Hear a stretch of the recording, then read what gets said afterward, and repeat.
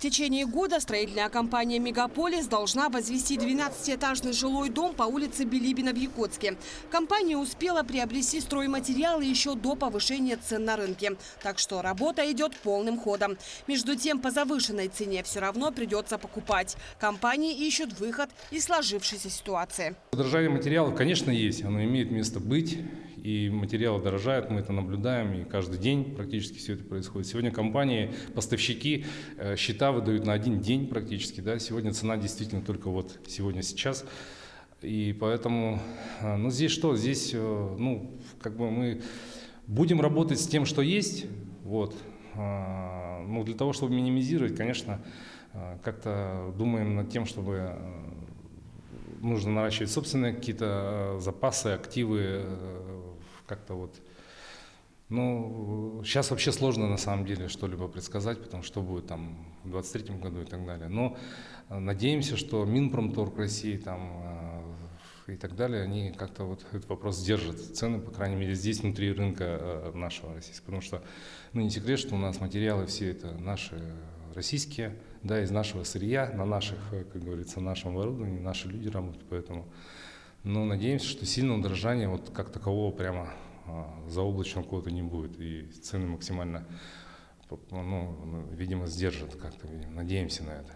Между тем, стройки Якутии останавливаться не будут. Продолжится реализация крупных строительных проектов, федеральных и республиканских. Это прежде всего социальные объекты, строительство школ и детских садов, а также многоквартирных домов. Об этом на недавнем профильном совещании отметил глава региона Айсен Николаев.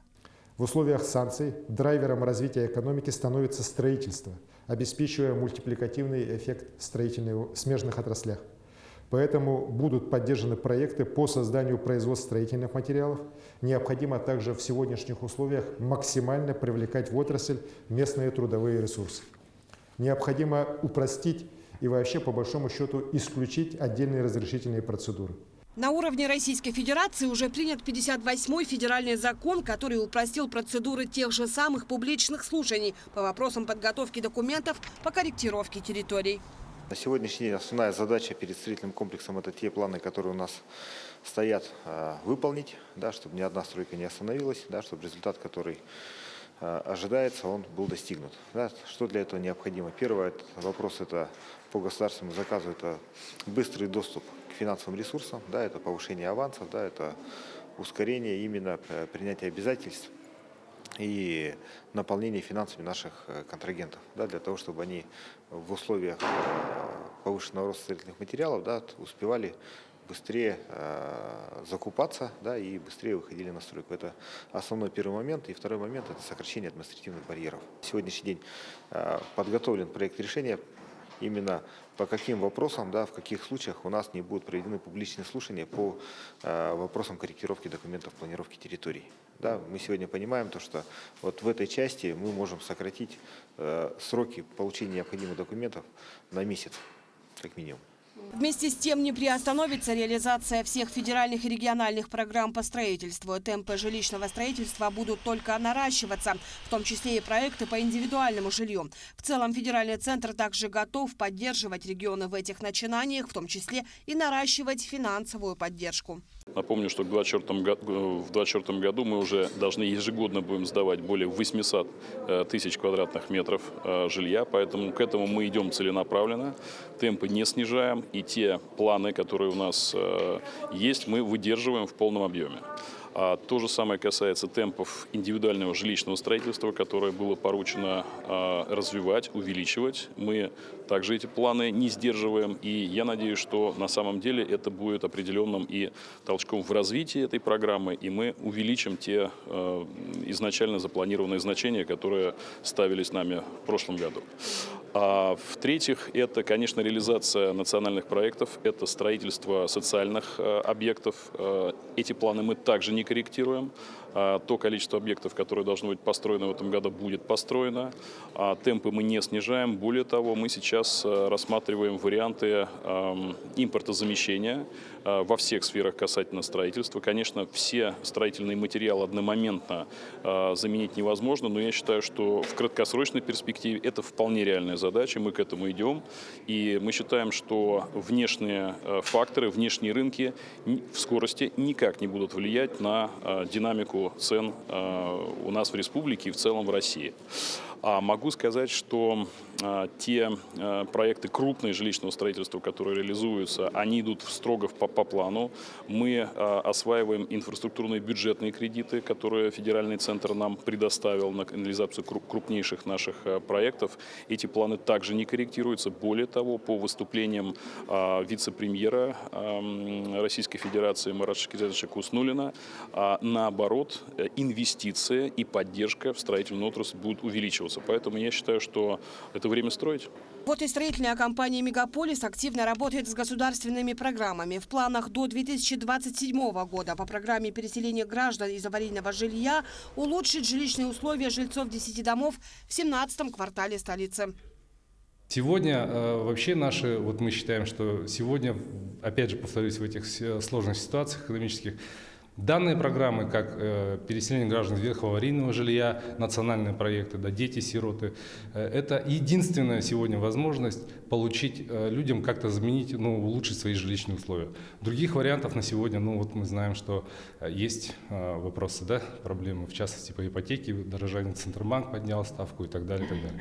Но, опять же, правительством республики сегодня разрабатывается ряд комплексных мер поддержки строительной отрасли.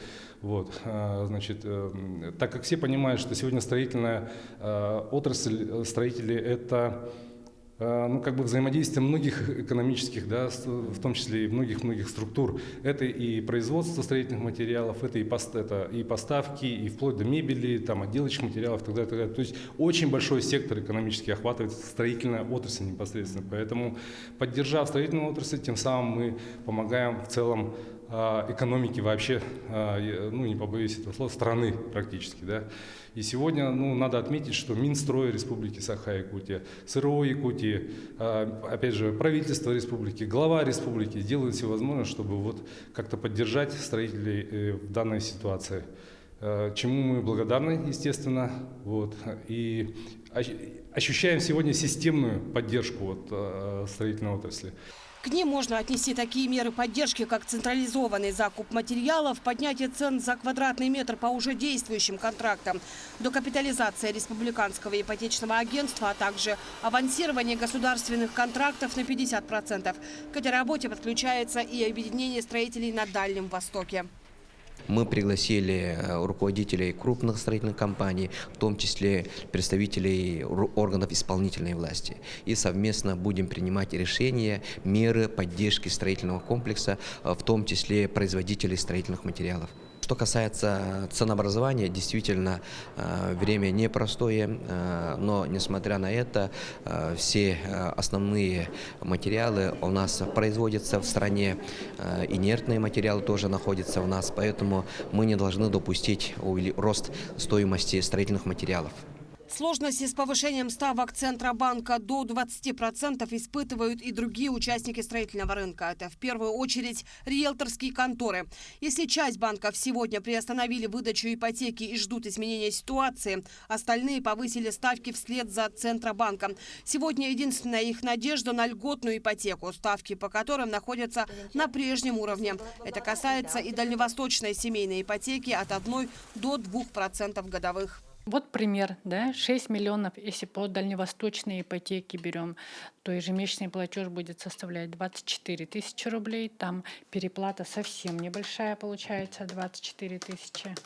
Так, это в рассрочку считай, когда по 10% годовых, что мы имели, например, буквально недавно, и есть люди, у которых одобренная сумма, ставка точнее, она все еще актуальна до конца марта. У них переплата получается почти в 2 раза. То есть, если человек взял 6 миллионов, то возвращает около 12. Но это с учетом того, что если все 20 лет будет теми же платежами аннуитетными оплачивать.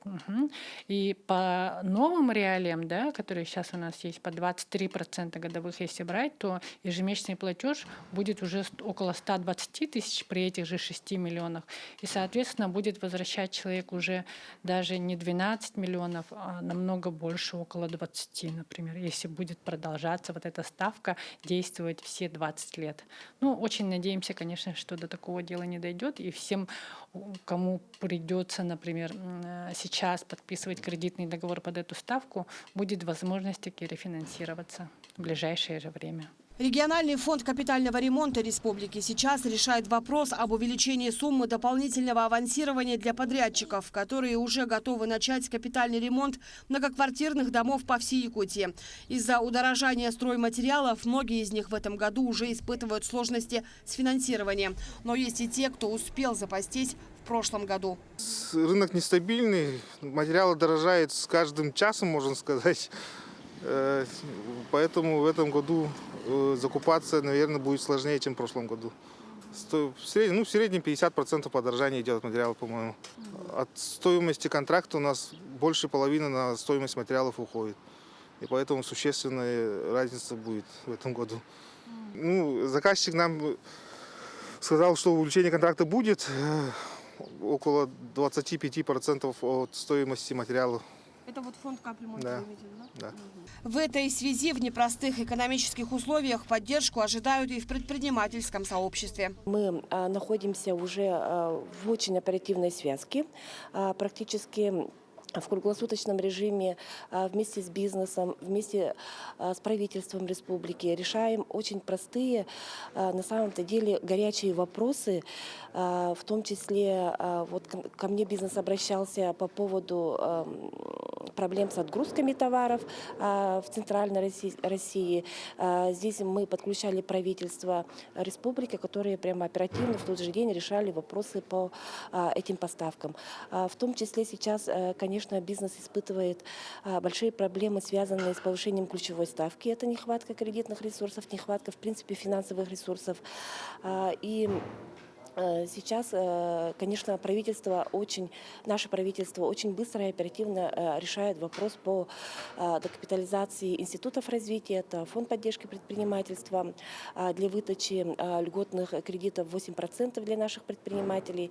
И также регионального нашего банка, Алмаз-Регионбанк, тоже для выдачи крупному опту, который сейчас нас обеспечивает продовольствием, как сказал Алексей Сергеевич, уже и не только на 3 месяца, но еще и на год вперед. Конечно, эти задачи очень сейчас важны перед бизнесом, даже в части сохранения вообще, в принципе, товарно-сбытовой цепочки и сохранения основ нашей экономической безопасности. Также у бизнеса есть серьезные опасения в части сохранения работников и рабочих мест. В этой части на федеральном уровне принято решение по продолжению программы ФОД 3.0. По нему предприниматели должны сохранять численность сотрудников, если получают льготные кредиты по ставке 3%. Бизнес-сообщество сейчас готово предлагать и другие меры для поддержки своих отраслей. Что бы я хотела отметить как беспрецедентные меры в нашей республике. Действительно, я знаю, что по многим регионам такие решения еще, к сожалению, не приняты, но наша республика, Алексей Сергеевич сказал это уже с первых дней, у нас будет снижаться ставка по упрощенной системе налогообложения до 1%, когда объект дохода, и до 5%, когда объект дохода минус расхода. Это минимальные значения, на которые может пойти регион, и я действительно считаю, что это беспрецедентная мера поддержки. Также на 1 год у нас откладывается внедрение налога на имущество с кадастровой стоимости для юридических лиц. Я хочу тут заметить, что такой налог на имущество с кадастровой стоимости пока не принят только в республике Саха-Якутия. Другие регионы сейчас, в принципе, я тоже знаю, что просят о том, чтобы не ввести как бы льготный налог, а нам чуть проще, мы просто передвигаем, в принципе, внедрение этого налога на имущество. Я считаю, тоже это очень хорошая поддержка. Кроме того, сегодня на региональном уровне принято решение по мораториям на плановые проверки предпринимателей, а также принципиальное решение о снижении административного давления на бизнес.